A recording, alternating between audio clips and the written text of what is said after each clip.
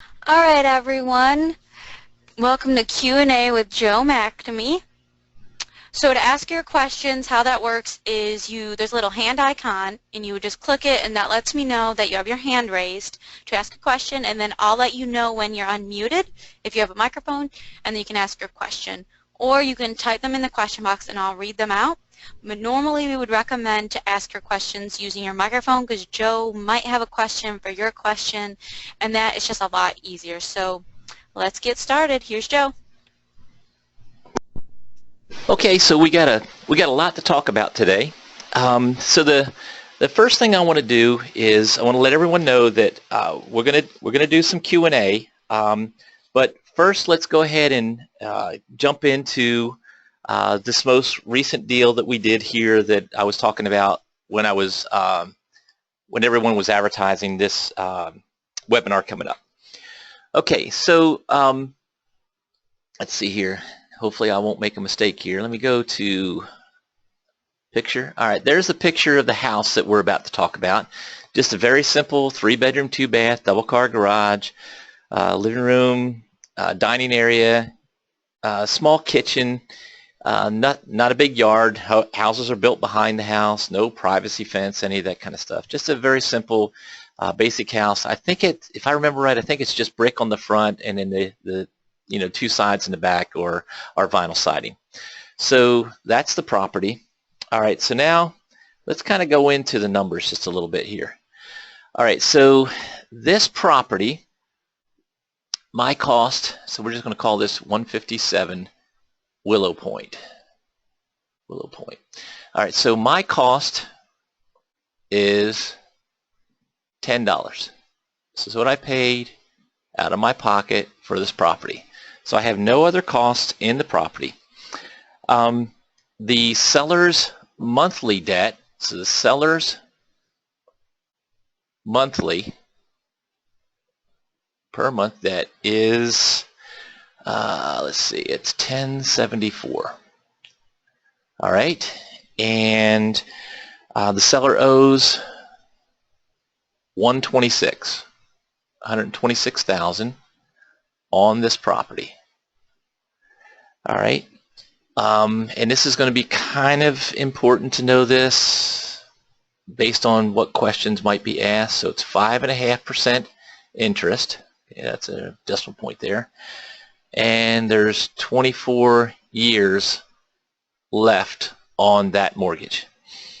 Okay, so everyone gets it. That's not $1,000. That's $10. So it cost me $10.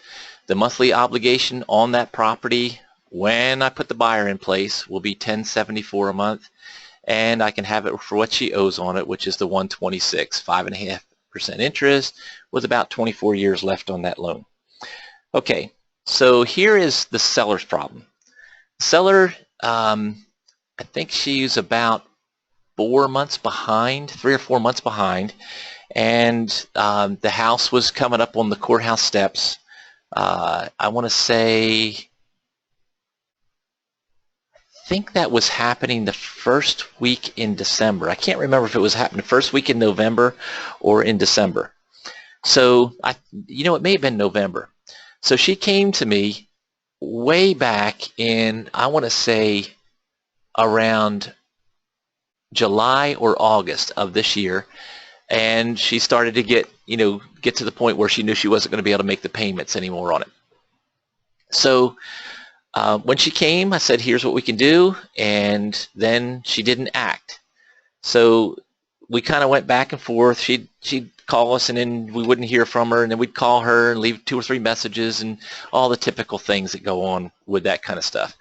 And so she looked at what all her options were, and the final conversation we had, which was in October, was, okay, I don't think there's anything that anybody can do for me. This is her talking. So I really appreciate, all of the information you gave me to begin with. I said, look, you're leaving me with just a few weeks to do something with this property, but still, there's been times where I've moved properties in less than a couple of days. I've moved properties in a small amount of time as a couple of hours from the time that I took them over. So I said, let's just go ahead and try anyway. It doesn't cost you anything. It's not going to affect anything that you're doing or not doing. Let's just see what happens. So she said, okay, well, that sounds fair. So we got started. I think it took us like 3 days, and we had the buyer lined up for this property. So now this is the situation with the buyer. So I'm going to bring those numbers back up that you can see on the screen right now. So I'm going to come back out of this and go into a new one. Look at that, Courtney. I did it all by myself. Okay, so now the buyer has $11,000 down. That's down payment to start off with. Now, of course, I'm not going to convert the deed into the buyer's name with just $11,000 down. And the buyer's monthly is $1,600. All right, so remember, the seller, I'm going to put seller over here. All right, the seller's monthly is $1,074. So right there, my cash flow becomes, I'm just going to put it over here. Cash flow, if you can't follow this, sorry. But so my cash flow becomes $526 per month. So I make $526 every month off of the property once I put this buyer in place. What happens with the 11?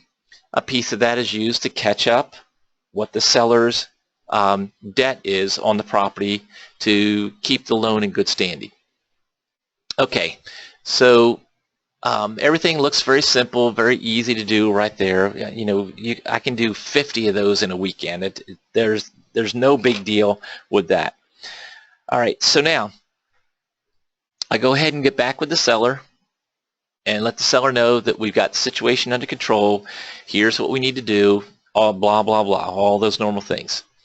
So she's like really excited. Everything's fine. She's great. She's, you know, moves the rest of her belongings out of the property. And we decided to go ahead and have the carpets cleaned in the property. There were a little bit of stains and stuff like that. So we went ahead and had that done. I think that probably cost us around $200 or so for everything it took to have that done. All right. So now let's go out of this one and go into another screen. So remember, my cash flow is $526 per month. That's above what the property is going to cost me. So I'm going to pay $1,074 and I'm going to receive $1,600 to be in the middle of this. All right. But in the middle of us getting ready to do this, the seller freaks out, not because of anything that we're doing, but because right around the corner, the lender is foreclosing on the property. So she's not clearly understanding what it is that we're about to do and take care of here. So she freaks out and files for bankruptcy to stop the foreclosure from happening on the property. Now, some attorney advised her, and it's not, I'm not saying it's bad advice and I'm not saying it's good advice, but some attorney advised her to do this. This is a way that she can stop the foreclosure from happening. And in her mind, she's thinking if she stops the foreclosure, then I can keep moving forward with what we're doing. And so everything's fine, and she's sort of right there. There's a few things that we have to make sure of, but she's sort of right there in what she said.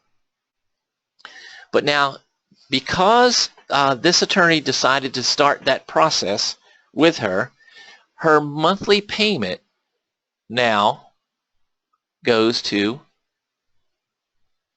$200. So this ups, I don't know how to erase that, but it's just $200. Okay, so we'll put a decimal point there so you realize it's just 200, not 2,000. All right, so now the monthly payment through the bankruptcy process, she has to pay $200 a month. The lender can't take any payments until this bankruptcy plays out. So that means that my cash flow goes up to around $1,200 a month because we still have to take out for taxes and insurance. No matter what, taxes and insurance are going to have to be paid. Now, you're probably thinking to yourself that the monthly payments that are not being made have to be taken care of somehow, and you're right, but they can be tacked on to the end. The interest rate is 5.5% on this, and right now there's 3% money out there, so the lender could do a loan modification and change it from a 5.5% to a 3% loan and kind of do a refi or a partial refi and make it to where her monthly obligation is still $1,074, but it's based on 3% instead of 5.5%. So there's a bigger part of that payment that's going in to catch up the back debt that she has if it doesn't just get tacked on to the end. So there's a lot of different things that can play out, and we're not sure what direction it's going to go. But here's the next piece that took place. My buyer was a little more informed than a lot of buyers and happened to look and see that this house was going on the courthouse steps. So she brought that up to me before we even signed the contract, the agreement on it. She brought that up to me and said, hey, this is something that I saw on it. So I completely disclosed everything, which I was going to anyway, but I completely disclosed everything to her before she signed the contract as the lease purchase end buyer for this property. And we put it into the agreement that this, she is aware that the bank could take this property. She knows that that's a possibility. She knows it's not very likely because of what we're doing and what we have to catch up on it. So she understands all of that. Okay, so that changed my cash flow to, you're going to go 200 plus 200 for taxes and insurance. And so that's $1,200 a month for my positive cash flow until we get done with everything that the attorney's wanting to do with the bankruptcy. Now, that's a little bit of an unusual twist, but here's the crazy part of this whole thing, and this is how uninformed some people are, and they get advice, and I'm not saying that the attorney gave bad advice, but think about this. The seller had this property that was behind, where her credit's been pinged pretty good because of her being, 3 or 4 months behind on her payments. But if her property got foreclosed on, then that's going to ping her credit even more, but it's not going to be anywhere near the ping that she's going to receive by filing bankruptcy. What was the purpose of her filing bankruptcy? To keep her house from going into foreclosure. So the whole idea of the attorney advising her to file bankruptcy is a good idea to stop the foreclosure, but that's if she was going to live in the house, if she was going to stay there. But if she's not going to stay there, it wasn't necessary to file bankruptcy to stop the foreclosure. We were going to stop that anyway with the lender, but we didn't get a chance to before she went and did this. So a lot of times your sellers or your buyers will come and they're totally unaware of what it is that they're doing, and they're going to get advice from people, and the advice they're getting makes sense from a certain piece of the picture they're looking at, but it certainly does not make sense from the big picture. So what happened was she's hurt her credit a whole lot more by filing for bankruptcy that wasn't necessary. And I mean, we literally could have just asked the lender to delay it 1 month because we're putting a buyer in place and we're going to, or a lease purchase tenant, or she could just say, look, I have funds that are coming to me, but they're not going to be here this month. They're going to be here next month for me to catch up all of my back debt. A lot of the lenders will listen to that and do with that. Now, not all of them. Some of them are really crazy and stupid, or they've heard a million stories before and they don't want to let it go any longer. Now, this is not one that's been sitting there for 2, 3, 4 years. We're just talking about 4 months or so. So I'm sure that the lender would have been easy to deal with and get that caught up in a very short period of time. But anyhow, that is that deal. So literally, oh, you know what? You need to know one more thing. The sale price on this house is dang it, where is it at? Okay, there it is. 167.2.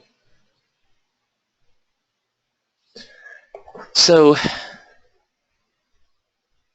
she owes 126. I'm selling it to the end buyer for 167.2.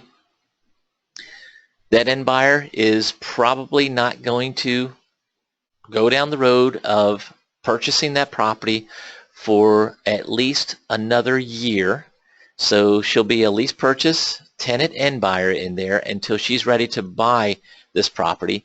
So between now and a year from now, whether I make $500+ a month cash flow or $1,200 a month cash flow, you can add all of that to the spread on what I'm taking it over for and what she's buying it for.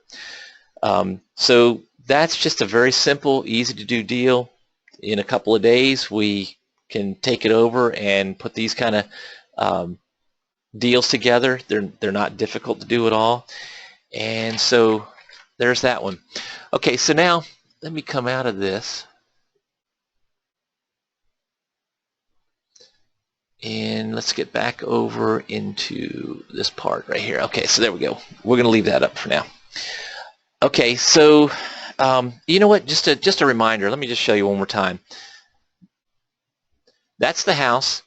You can do things like this as a business, or you can do things like this for your first or next house, buying it for you on much cheaper and on much better terms. So there's nothing fancy or special about the house, but it's a nice place. I can't believe they put that that dish off to the left corner of that house. It drives me nuts when they put the dish and mount them on the roof. I can't stand that. So anyway, okay, so now let's come out of that and let's go back into the next part of this. Courtney, is Lee or Lynette on this call? I see Lynette. Okay. All right. So would you see if you can unmute Lynette? Okay.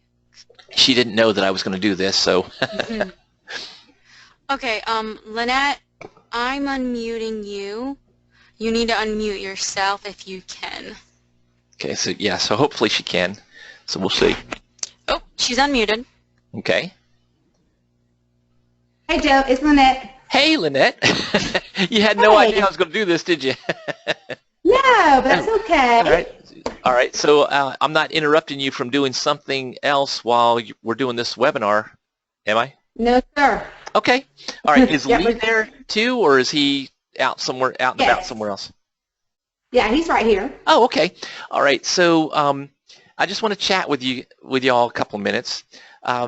You've been with me for a while. You're in the third go round of Force Your Success with me, and we've done some real estate deals together. And I think we figured somewhere between $300,000 and $400,000 has been put in place for you.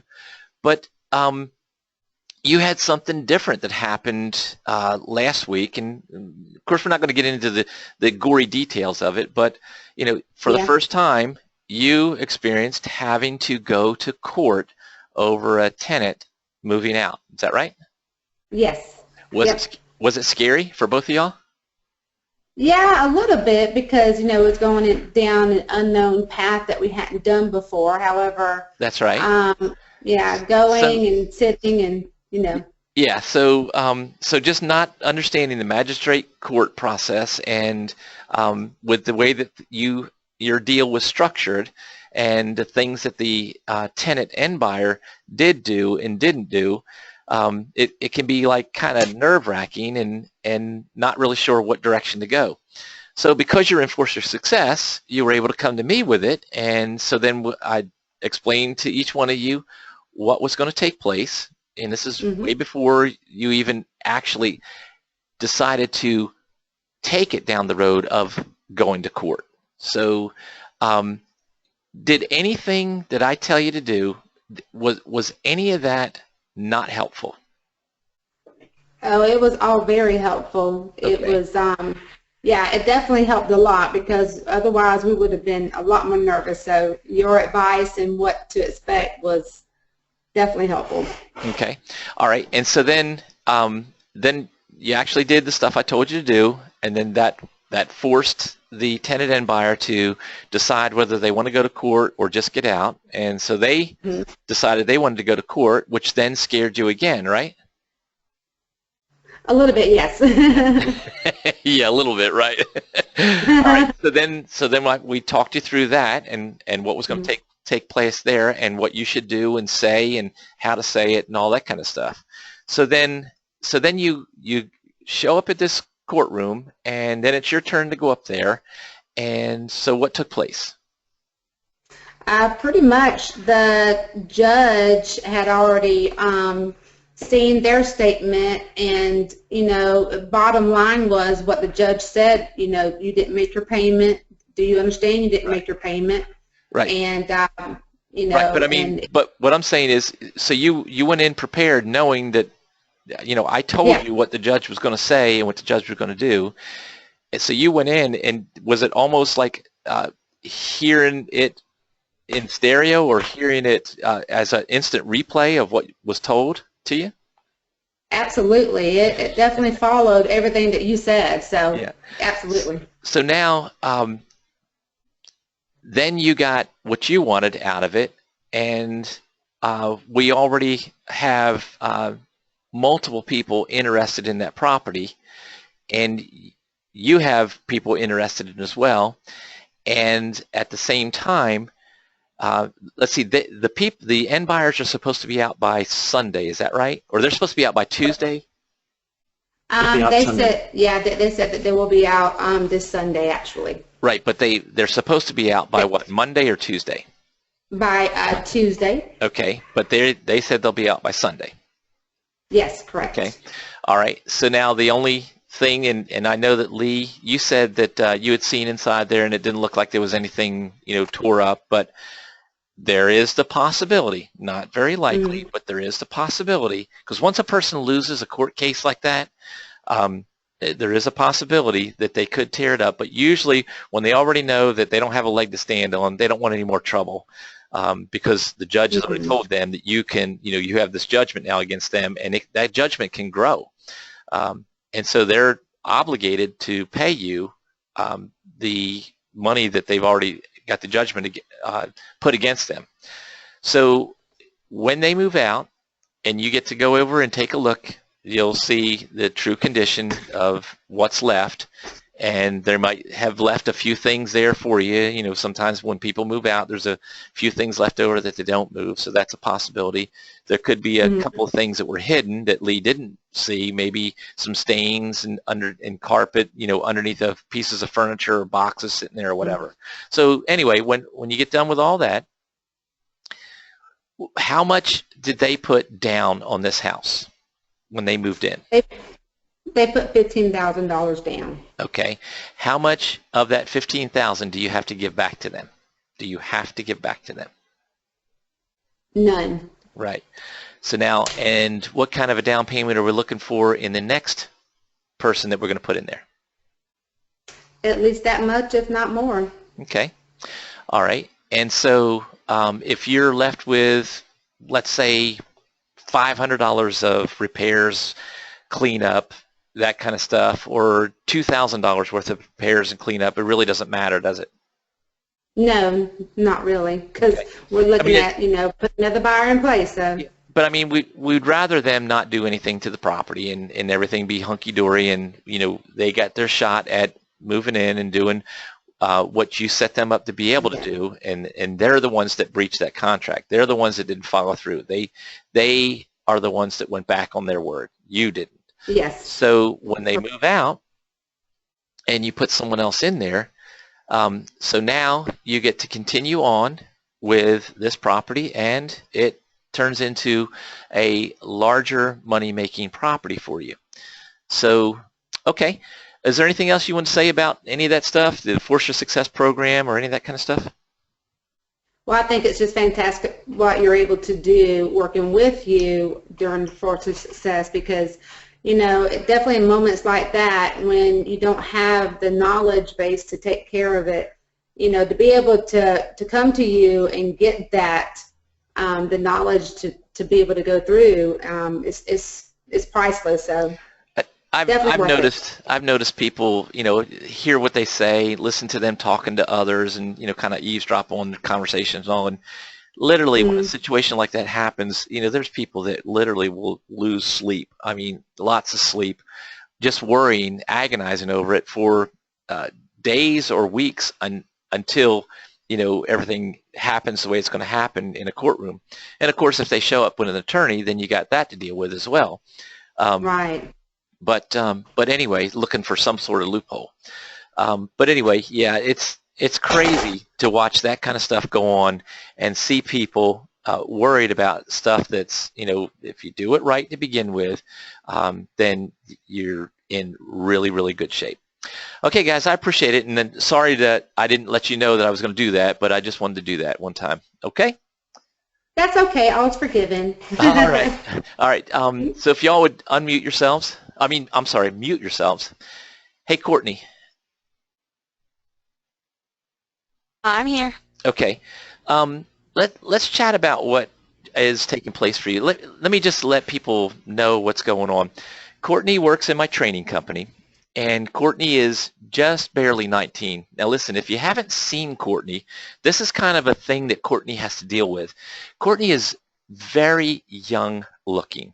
So I remember one time we were at an event in another city, and we walked into a restaurant, and I guess there was something about either kids were free to eat up to like 12 years old or something like that, or they were, there was a discount or something.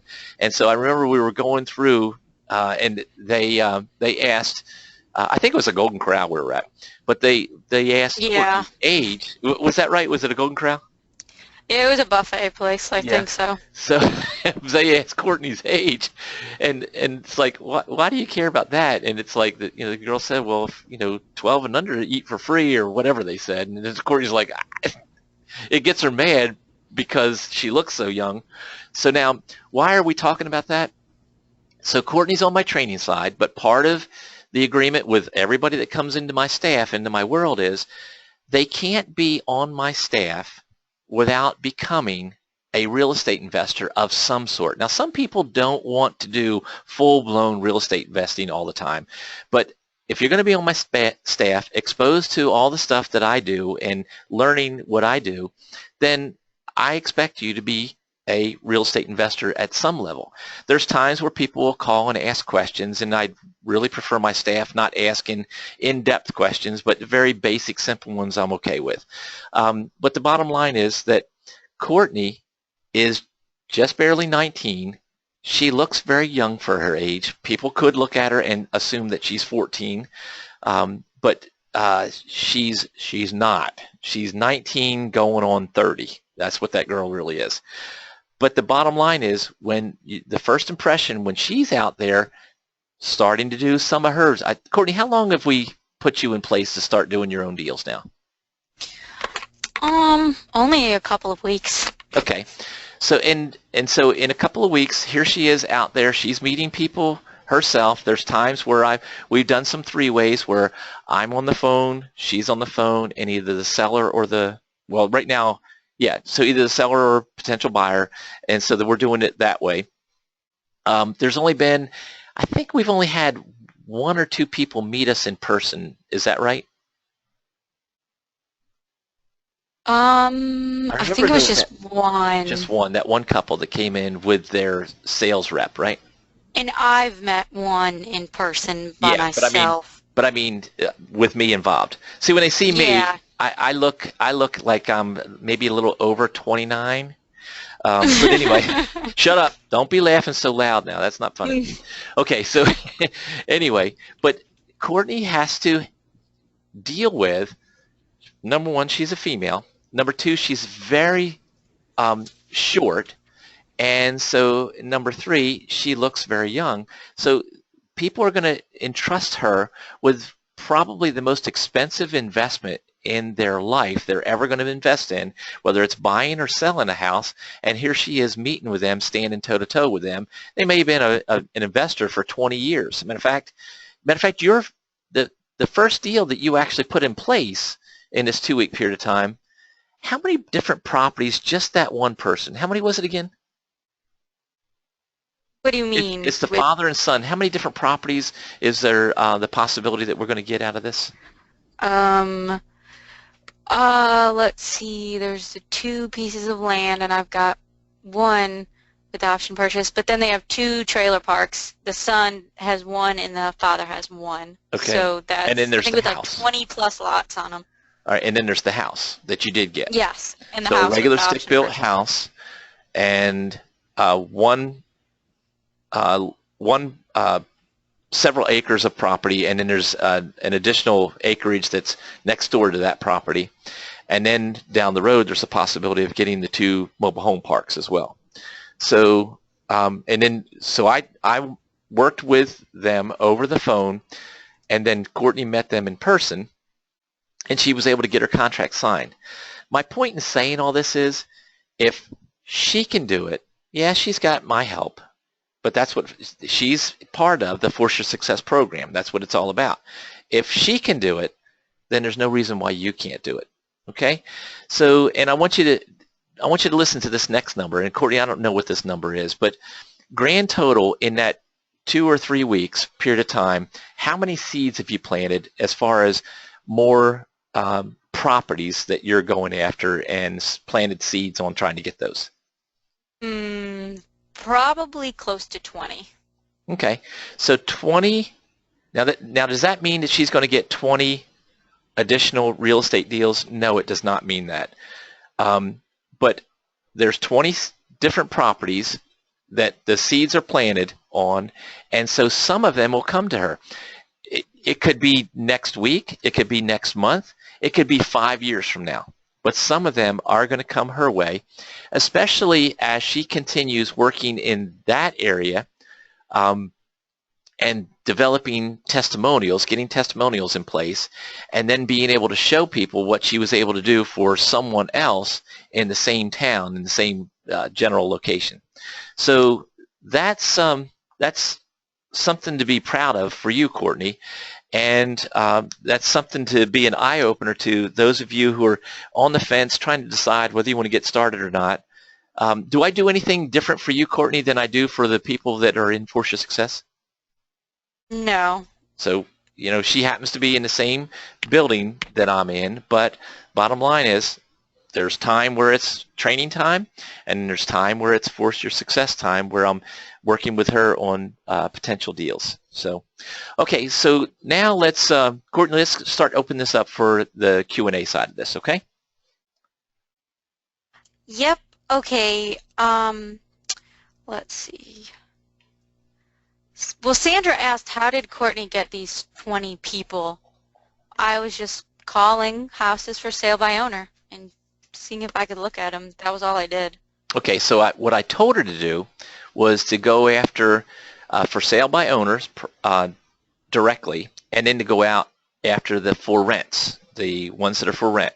So one of the deals that we're still working on, we may or may not, it's probably a 35% chance that we will, and a 65% chance that we won't right now, get control of 8 more properties, 8 more houses, but one house was for rent, and contacted that person, and they truly want to sell it, and they have 7 more, but there's some issues going on there where it's a person that we're dealing with that doesn't own the properties.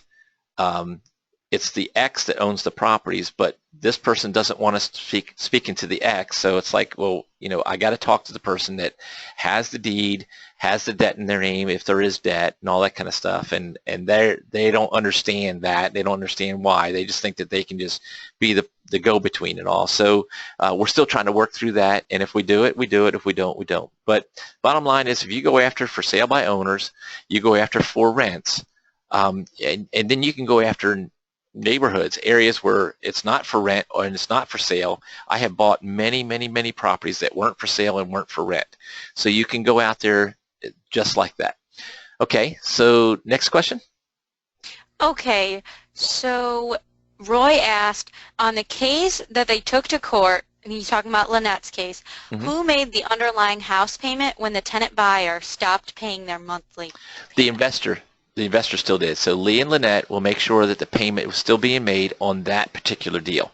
Now, there's times where we draw it in our agreement that, and I have some like this as well, that I will not be making payments in the event that my tenant and buyer is not paying me, just like a rental management company would do.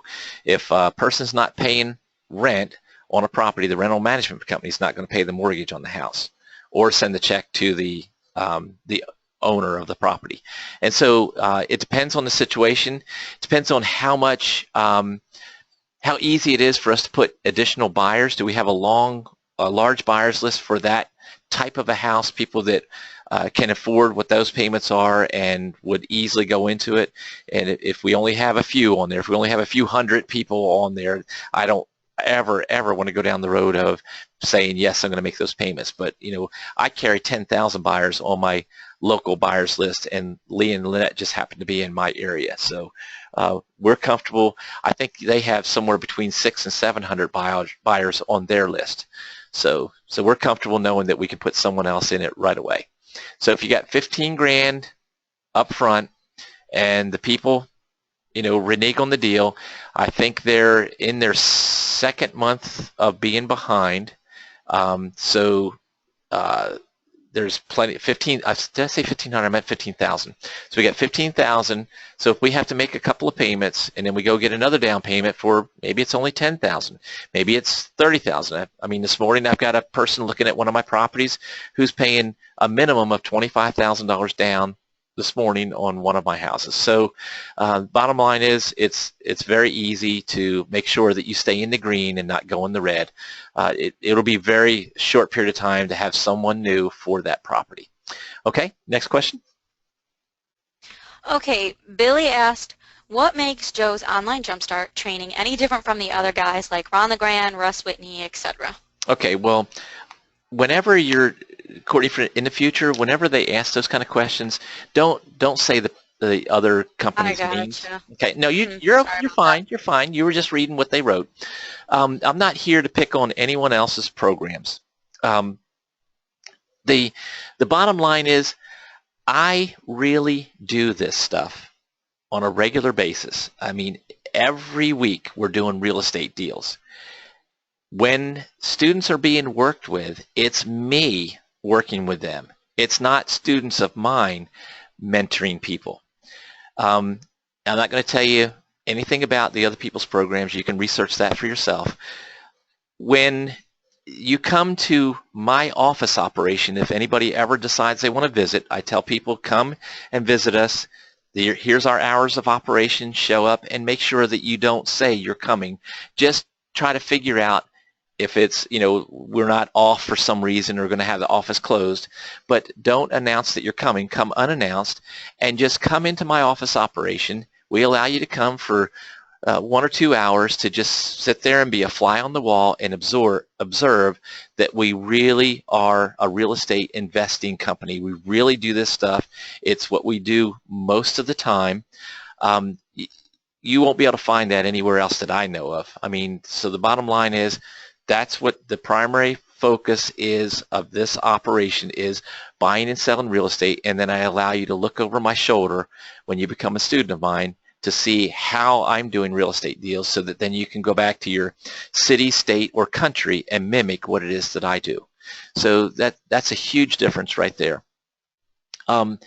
There's a lot more experience than you realize here. I am not an experienced information marketer. I'm an experienced real estate investor. My experience is mine, and then my parents' experience of real estate investing, and then my grandparents' experience of real estate investing, and then their friends of real estate investing experience.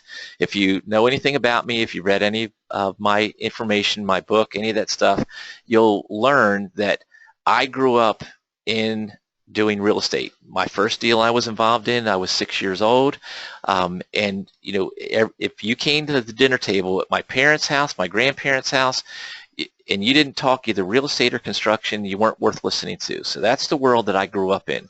I don't know anybody else that's got that kind of experience that can go that far back.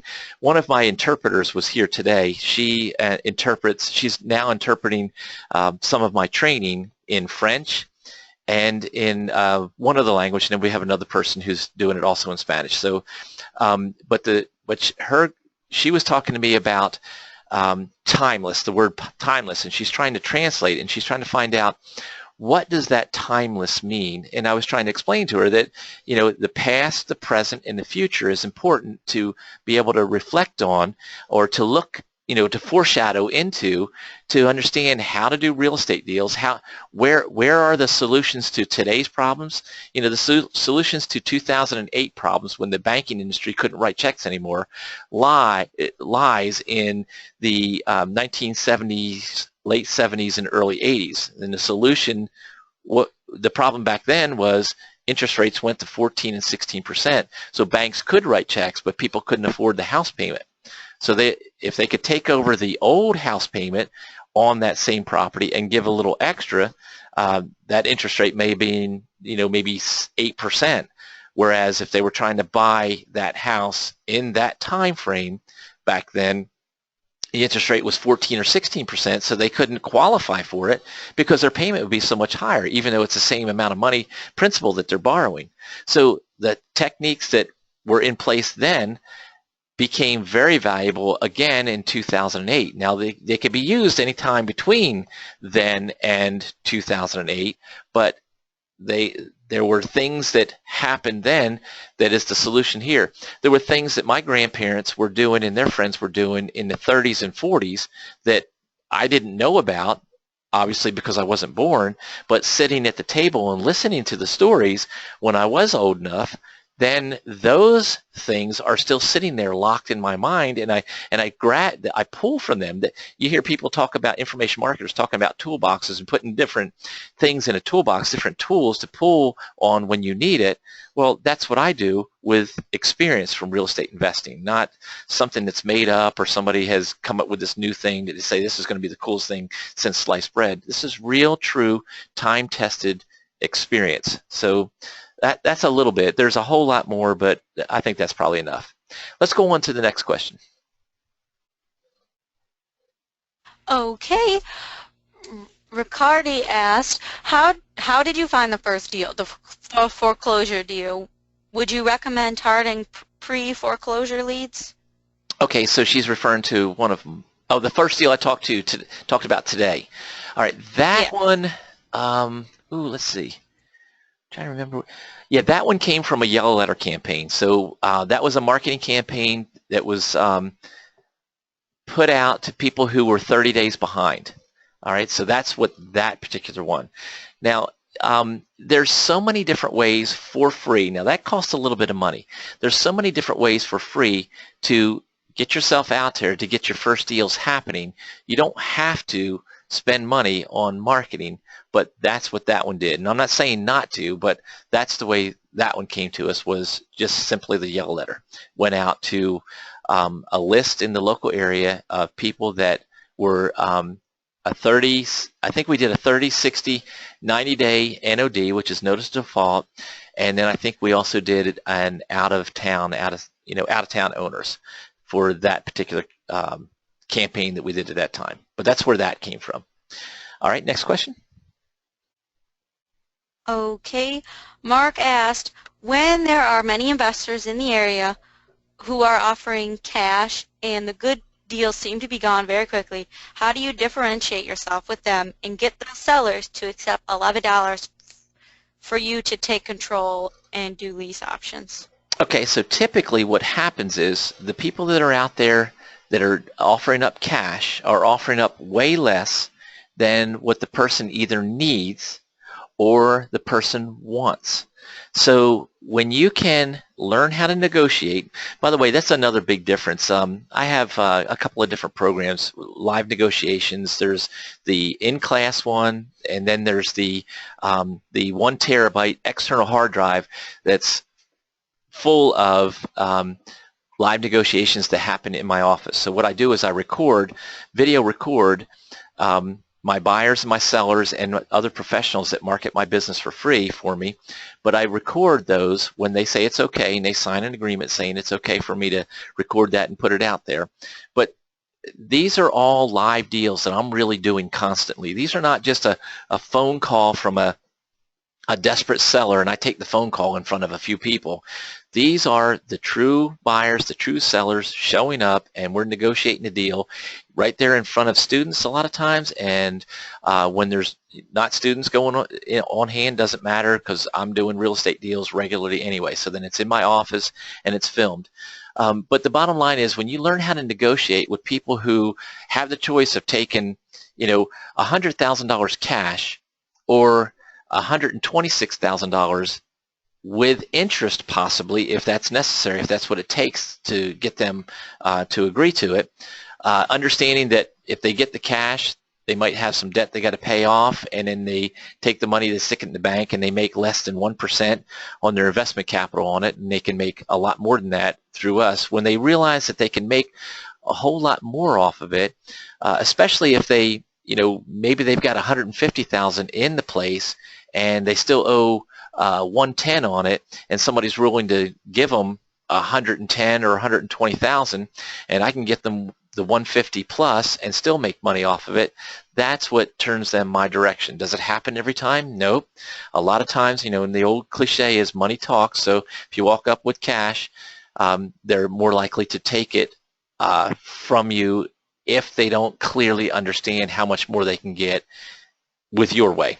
So that's how we do that. Now, there's times where we do it cash, but I don't teach that that's the only way, and I don't teach that you only have to do private lenders and you only have to do this. Because if you're using your cash, and if you're using money that you're borrowing, especially if you're going in the lending institution, you can be very limited on the number of deals you can do. But in my world, the less I have to use cash or credit to acquire properties, the better it is, the more that I can do. And then when I don't need any of that, I can do as many as I want, especially if I get with a disgruntled landlord who, I think, Courtney, you're dealing with one now where they tried renting it, and now that's the one house that you just took over, right? That was Yep.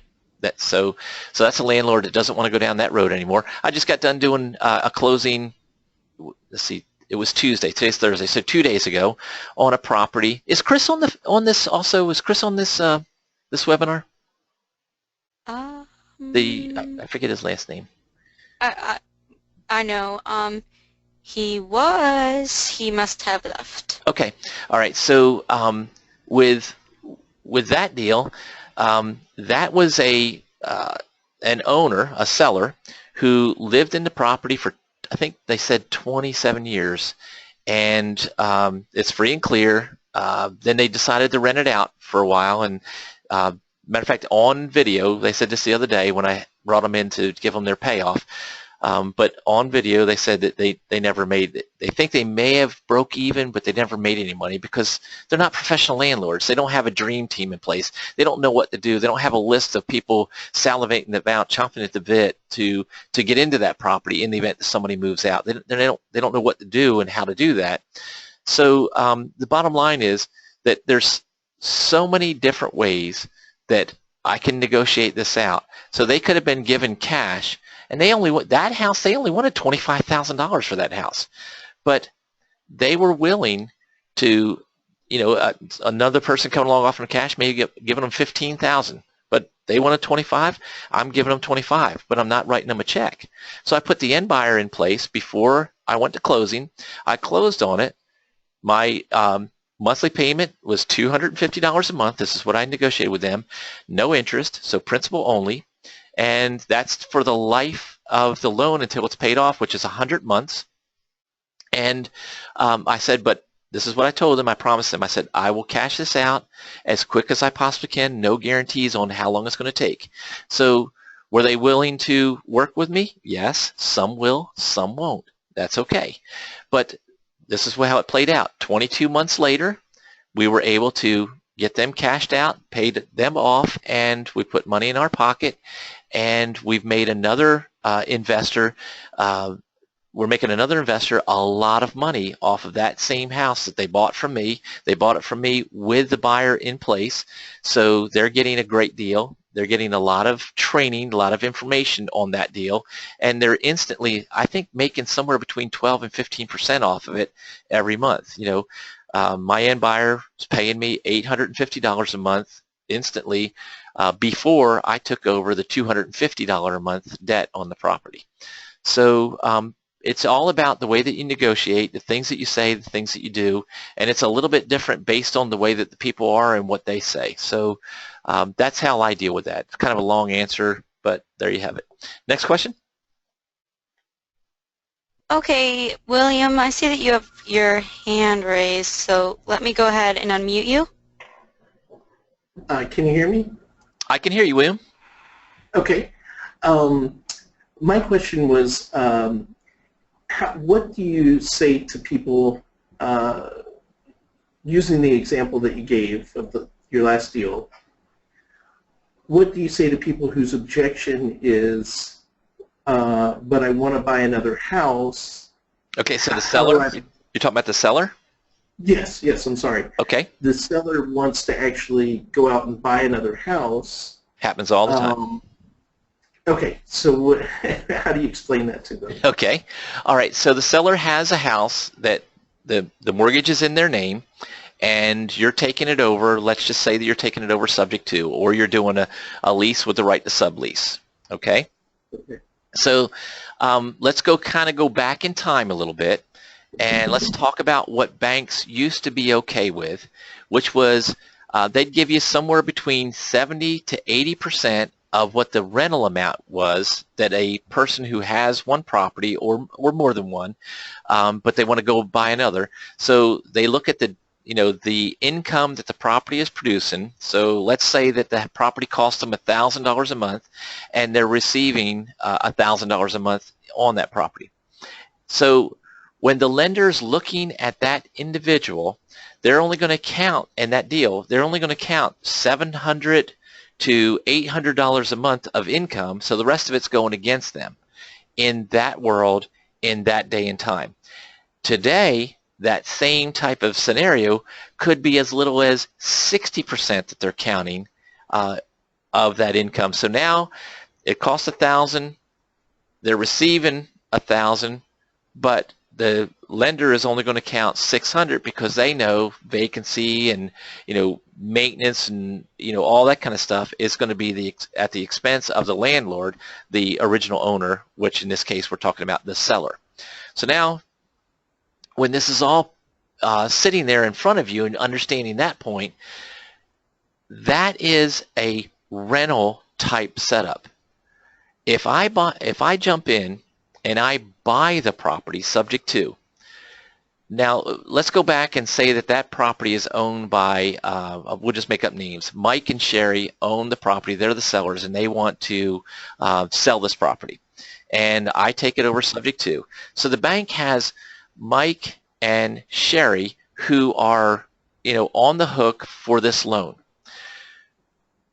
When I buy it, now there's Joe and Victoria who have a vested interest in this. Now I may have only used $10 to buy it, but we're going to go to a closing, and now I'm interested in keeping the loan in good standing for the lender. So now the lender now realizes that there's Mike and Sherry who are on the hook, but not in writing. There's Joe and Victoria who are also just as interested in making sure that payment's being made, that Mike and Sherry have to make sure it's being made or they're going to get their credit pinged. But if I don't make sure the payment's being made, my wife and I don't, then the asset's no longer going to be ours somewhere down the road for us to continue making money off of. Now we put the end buyer in place, and let's just call them Bob and Carol. So now there's Bob and Carol who also have a vested interest in making sure that the payments are being made. So now there's Bob and Carol, Joe and Victoria, and Mike and Sherry who care about the loan that Mike and Sherry signed for, that $1,000 a month being paid. We all care, we all have a vested interest in making sure that the bank stays in good standing. So as my company has done this for a while, a lot of lenders now know my company, know the students that I'm connected with, and realize that this is being paid for, and we have the strength, the power behind what Absolute Investment Group is doing and Absolute Investment Training Company is doing. And so now those same kinds of lenders see what we're doing. They ask for the contracts that we have in place with the seller, and now the seller uses all that information, and the lender now who wants to give them a new loan for another house is going, okay, we're not going to count only 60 or 70 or 80% of this. This whole thing, it's completely covered. All the maintenance and upkeep is covered in this agreement, and the investor is making more than what the property costs per month. So now they're looking at it going, this is a no-brainer. This doesn't count against Mike and Sherry at all. It's a complete washout, as if it didn't exist to begin with. Does that make sense? Okay. Yes, it does. Thank you. You're welcome. Excellent. Now, how many times have I taken over people's houses and within weeks or months they're able to buy another house? Many, many times. It was fewer back in 2008 when we started having to do this more because of the way that the banking industry fell apart. But now they're getting more and more comfortable and more understanding. And there's a very good chance that I already have done this with the lender that's going to lend them on their new property. I've already done this with multiple properties that lender has that are totally unrelated, but yet they're not unrelated because they know that they find out from me that, hey, by the way, Ocwen or Chase or Bank of America or whomever, I have these 17 properties with you that I've been paying on for 7 years back. I've been paying on these, and they're going to be just like this one would be, is for these people, so don't worry about it not being paid. You can look at the history of what we've done for these other properties that are loans that you have that I'm paying for. Does that make sense? Okay, so I muted him, but he said yes. That's fine. Okay, all right. So let's go on to the next person. Next question. Okay, Sandra asked, what happens when you have a seller who wants to sell with us, but they have a lot of equity in the house and they want the cash out to get their equity? Okay, so there's multiple different ways that can go, and again, that's back to the live negotiations. There's so many different ways to negotiate this out, but you're trying to identify the problem.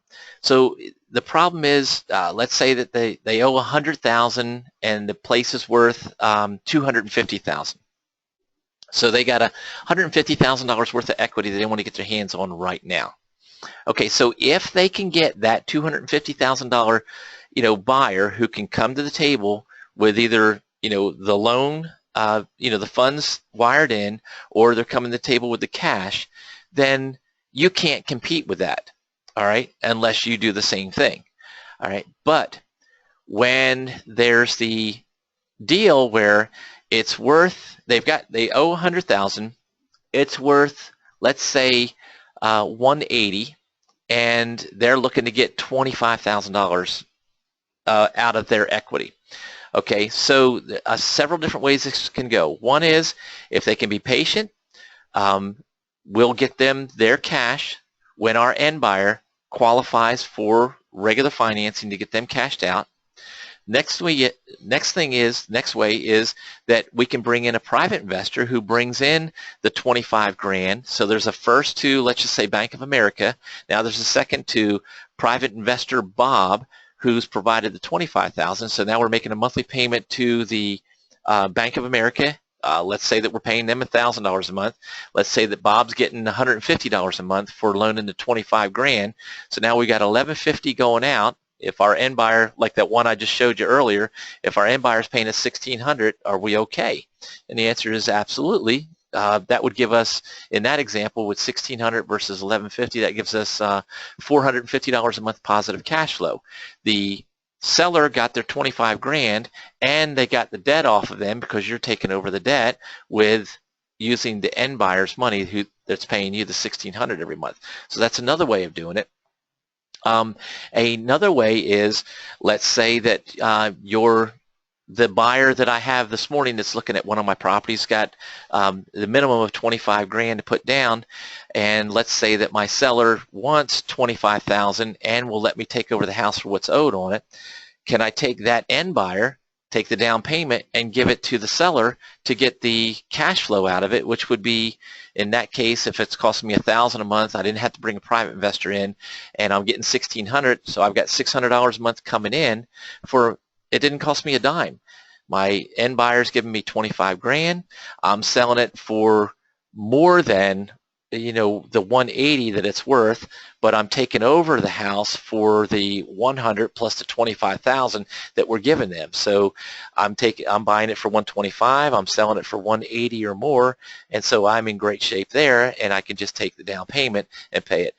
Maybe they only need to have 10, so I take 10 of the 25,000, give it to the seller, and I take the other 15 for me, and still got the cash flow. Okay, next question. Okay, Mark, I'm gonna unmute you even though you typed it in, but you also have your hand raised because I'd rather you ask this. So you are unmuted. Go ahead. Hey, Mark, this is Joe. Mark? Can you hear me, Mark? Okay, I don't know if we lost. Okay, I'll go ahead and ask then. Okay. He said, would you recommend physically going to see the houses without bringing up how negotiable they may be? Oh, you never talk about negotiations first. The first thing you want to do is just do the seller script. When they call, just collect the basic generic information. You don't go into details. You don't try to negotiate. You don't try to, change any numbers or anything. Just listen to what they got to say. Then schedule an appointment to look at the property. Then look at the property. Don't get into any kind of negotiations there at the property at all either. Then schedule another meeting. The next meeting, that's when you bring them in to then go through what it is that you would like to do. Then from there, put it in front of your buyer's list, put it in front of your market, let your market speak to you, then go back to them and negotiate based on what your buyers are willing to do and have already done. 1 or 2 or 3 or 5 of them already have done with you. Then go back to them and negotiate out. Okay, so that's the flow. Okay, he asked, is the second meeting in person? Yeah, you're going to go look at the property, or you're going to have your acquisitionist go and look at the property. But it's not a meeting where you're meeting with them to discuss terms or anything. You just want to see if you don't go look at, I don't really need to look at any properties, but if I don't, it freaks people out, and then they all of a sudden think that I'm some sort of scam because they've never heard of a person buying a property without seeing it. There's no reason for me to really see it. The bottom line is I do that to make them comfortable and to build a relationship with them.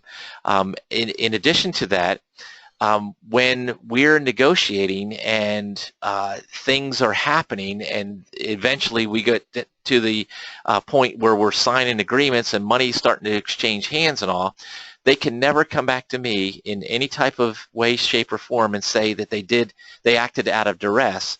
Because out of duress means, and this is what my competition usually teach, you go, you look at it, some of them will teach you to do a closing, sign the papers right there, whether it's a closing that you're trying to do right there instead of in an attorney's office or a title company's office. You're either doing a closing right there or you're signing the agreement right there the first time. You never ever do that, because then they can come back to you later on and say, look, you talked faster than I could listen. You made me see the positive side, and I didn't take the time to think about the negative side. I can go to court and say, I did this out of duress, and undo everything. Do we want to do that? No. Do we want people to be well informed before they go down the road of actually, doing an agreement, a deal with us, whether they're the seller or the buyer?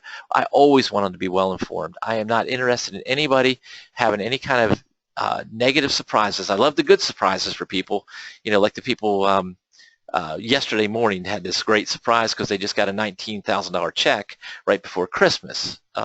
So that, but the negative things, I want to make sure that I'm spending the more than ample time in building a relationship, growing time, giving them a chance to really kind of let it sink in and think about what it is that we're doing, and making them as smart as possible on it without teaching them the real estate investing business.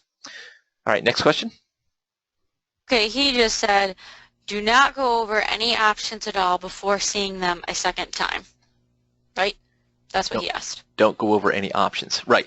You're not going to discuss any kind of terms, anything that you're going to do with them until after you have let your market speak to you. You're just going to put the option to purchase in place and try to get them what they want. If you can, great. Try to figure out, can you stay in the deal? Can this property afford you staying in the deal or not?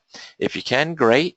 If you can't, then you got other things to do. But you're not making any kind of offers. That's just, when I see people do that, it's just absolutely the most absurd, ridiculous thing in the world. So, all right, next question. Okay, this is kind of repetitive, but okay. Sorry, he asked again something. So Ricardi asked, so you get the house under contract and modify after negotiations?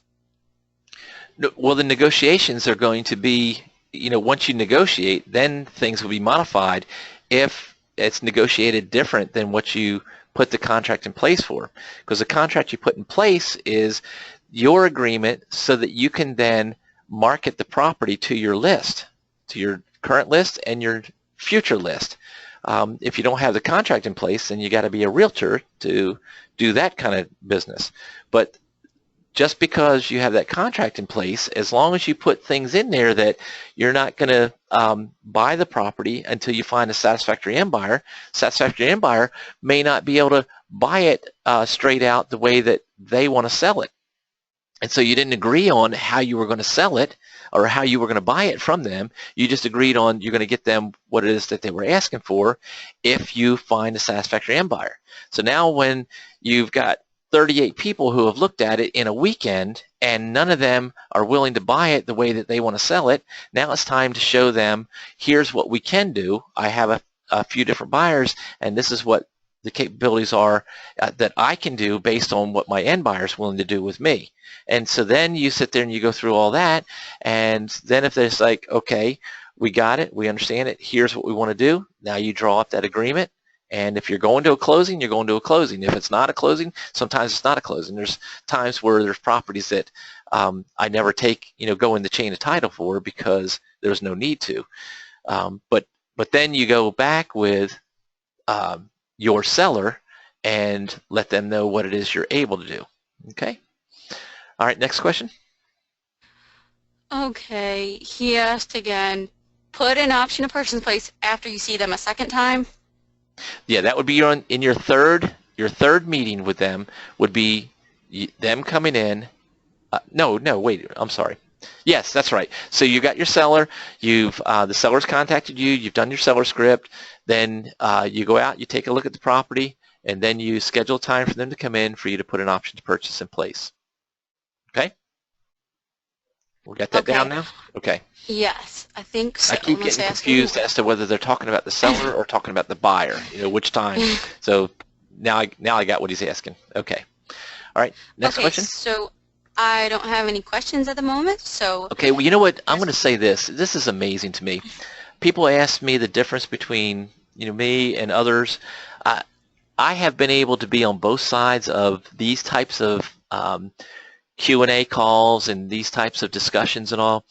And I always get to see how many people sign up, how many people actually show up for the training sessions, and typically before the session ends, the number of people that sign up are down to 2/3 or half.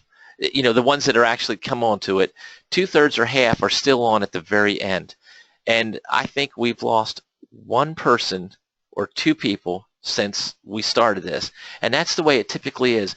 A lot of times, no one, you know, signs off until, you know, I say, okay, we're done, going once, going twice, goodbye, and all that kind of stuff.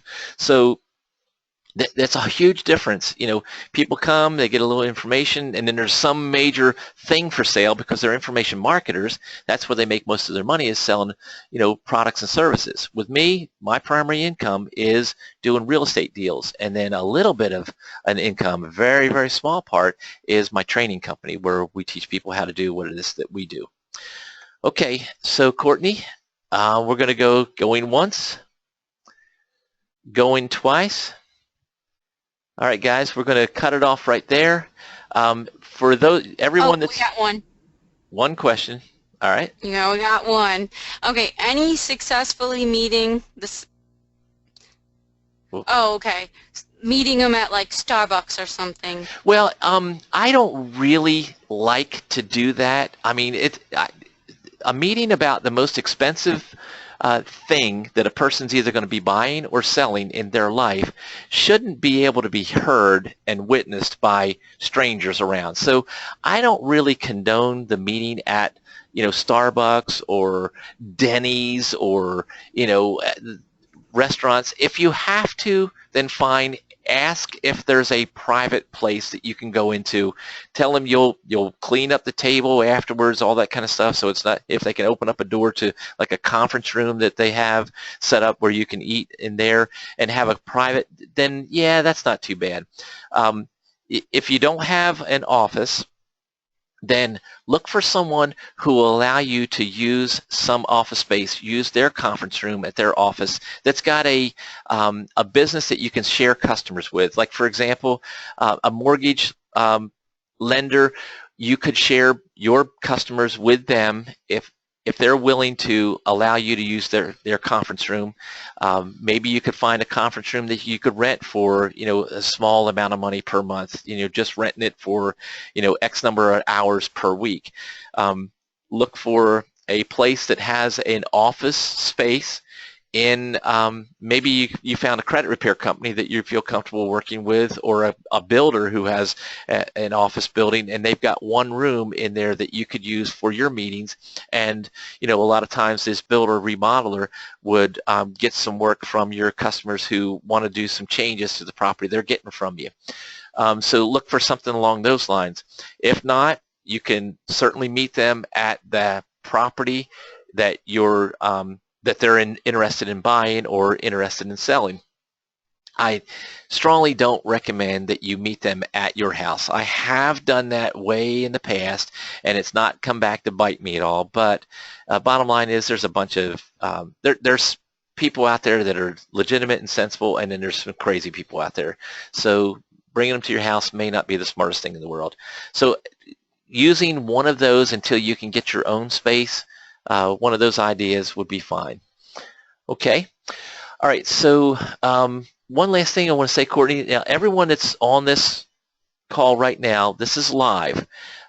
This is also going to be put out there as a recording. So those of you now that are on this as a recording, then there will be links that you can click on, clickable links. For those of you that are on this right now, if you want to contact us about our Force Your Success program or Jumpstart, if you get Force Your Success, Jumpstart comes with that. You can certainly call us, ask for Courtney. You can go to joemcnamytraining.com. You can't click on that stuff right there because this is live. But the bottom line is you can go there and learn a lot more about what we do, who we are, and all that kind of stuff. Once there's another slide that will pop up on here if you're looking at this as a recording. Like I said, right this minute, guys, this is not a recording, this is live. But then there'll be another slide that'll pop up, being it's becoming a recording, and then that will have clickable links where you can just click on those to move into whatever area you want to take a look at. All right, I appreciate everyone being on the call, and I hope this was helpful to you. I will talk to you again soon. Have a good day. Bye. Oh, wait, we have Oh, one yeah. question if you want to. You have another question? Yes. Okay. Sorry, you were talking. I didn't want to interrupt you. Okay, if you have a home where the mortgage lien is more than the house is worth, how would you handle that? Could you structure it to where you don't have to short sale? Okay. So right away, who is it that's asking this? What's their first name? There actually isn't one. It's R. Lopez. Okay. All right. So R. Lopez. The issue here is that a lot of people, I've got students with 40 years experience that would ask the question exactly like you're asking. They've got 40 years experience and then they become a student of mine. And they use the word worth. So the bottom line is, I'm going to make a statement here that I've made many times before. The worst way of determining value of a property is an appraisal. So worth doesn't mean the same thing to most people, probably you, just like these other people I'm referring to, doesn't mean the same thing to me as it does you. So when you say the house is worth $120,000 and they owe $155,000 on the property, then you're making an assumption that that house is $35,000 overfinanced or underwater, okay?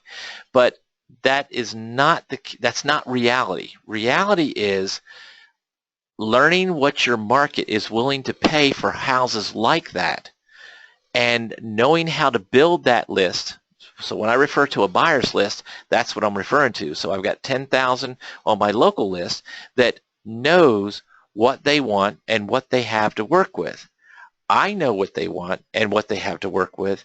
And so then when I go out and I look at what property, or try to marry them up with a property that I take over, whether there's 150,000 owed on the property or 100 for a house that's in the conventional wisdom world is worth 120, these people may be willing to pay 175 for a house like that.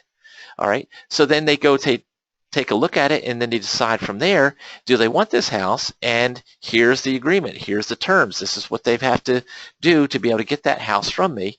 And so that is the value, that's what it's worth, what my end buyers are saying it's worth to them, not what an appraisal or a comparative market analysis or a broker's price opinion says it's worth, because that's based on buyers that have already bought a property. I'm interested in buyers who have not bought yet and are willing to buy, and they're telling me what they have to work with to buy a property like they want.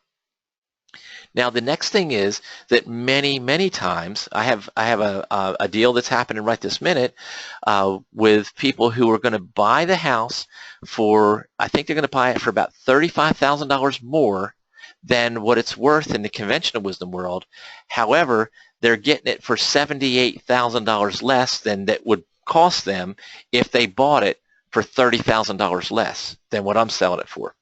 And I know that's a little bit hard to understand, but the bottom line is it's all about the debt that's in place and what that debt costs versus what new debt would cost, and over the period of time that they would be buying it for with the new debt versus the existing debt. So there's so many different ways of solving the problem and taking care of people without ripping them off. But it's very easy to sell properties that more is owed on it than what it's worth in the conventional wisdom world, because it's not worth that in our world. It's worth a lot more than that based on our buyers list. Okay, all right, Courtney, we're going to go ahead and end it right there. Yep, no more questions. We're good. Okay, well, thank you for letting me stop, Courtney. I appreciate that. All right, everybody have a good day now. Bye.